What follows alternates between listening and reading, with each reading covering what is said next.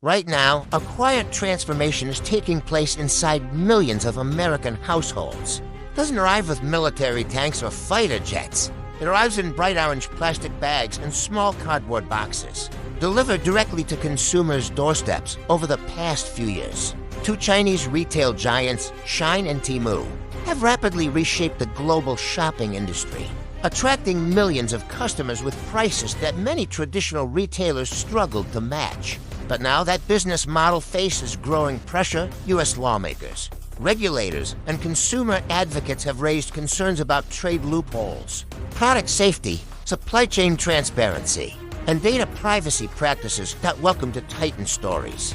Today, we examine the business strategies, political battles, and regulatory changes behind the rise of two of the world's fastest-growing shopping platforms and the challenges that could redefine their future. How can a company sell a winter coat for just a few dollars and ship it across the globe at a price that seems almost impossible?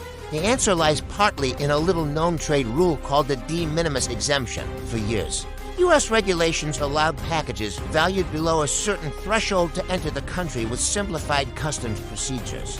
While traditional retailers often imported products in large bulk shipments subject to tariffs and extensive customs processing, companies such as Shein and Temu relied heavily on direct-to-consumer shipping models that benefited from these rules.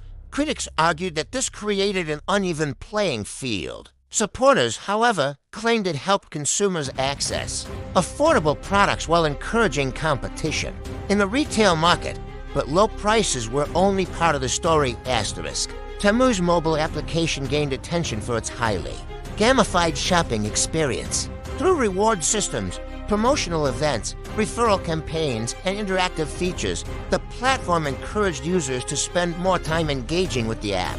Under the slogan "Shop like a billionaire," Temu became one of the most downloaded shopping applications in the United States. At the same time, privacy advocates and cybersecurity researchers began questioning how much user data these platforms collected and how that information was managed. These concerns eventually attracted the attention of lawmakers and regulators. Meanwhile, established retailers such as H&M, Zara, and Gap faced increasing competition from online-first platforms. Many traditional brands were already struggling with changing consumer habits, and the arrival of ultra-low-cost competitors intensified the pressure as package volumes surged. U.S. Customs and Border Protection faced the challenge of processing an unprecedented number of individual shipments entering the country.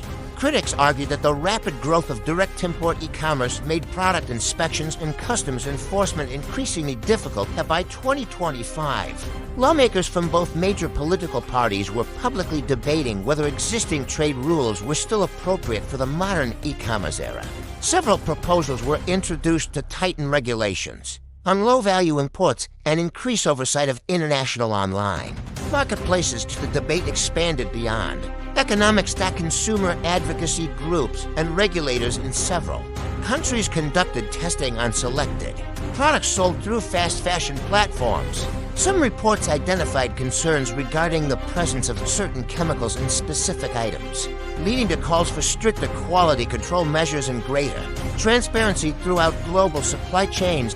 Questions were also raised regarding sourcing practices in certain regions of China. U.S. officials and human rights organizations expressed concerns that some supply chains operating in the region could potentially be linked to forced labor allegations. Companies operating in these sectors have generally stated that they prohibit forced labor and seek compliance with applicable laws. While investigations and debates continued, data privacy became another major area of concern. Cybersecurity experts, policymakers, and regulators examined how various international applications collected, stored, and processed user information. Some lawmakers argued that stronger safeguards were necessary to protect consumer data and national security interests as regulatory scrutiny intensified.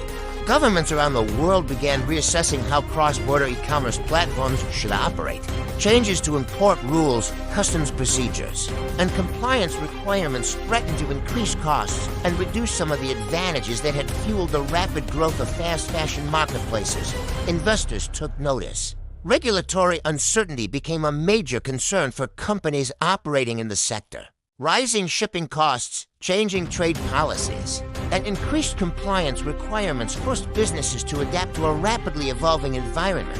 The story of Shein and Temu highlights a broader lesson about globalization in the digital age. Innovative business models can transform entire industries almost overnight. Yet when those models depend heavily on regulatory frameworks, policy changes can reshape the market just as quickly. Whether these companies continue to dominate global e-commerce or face a more challenging future remains to be seen.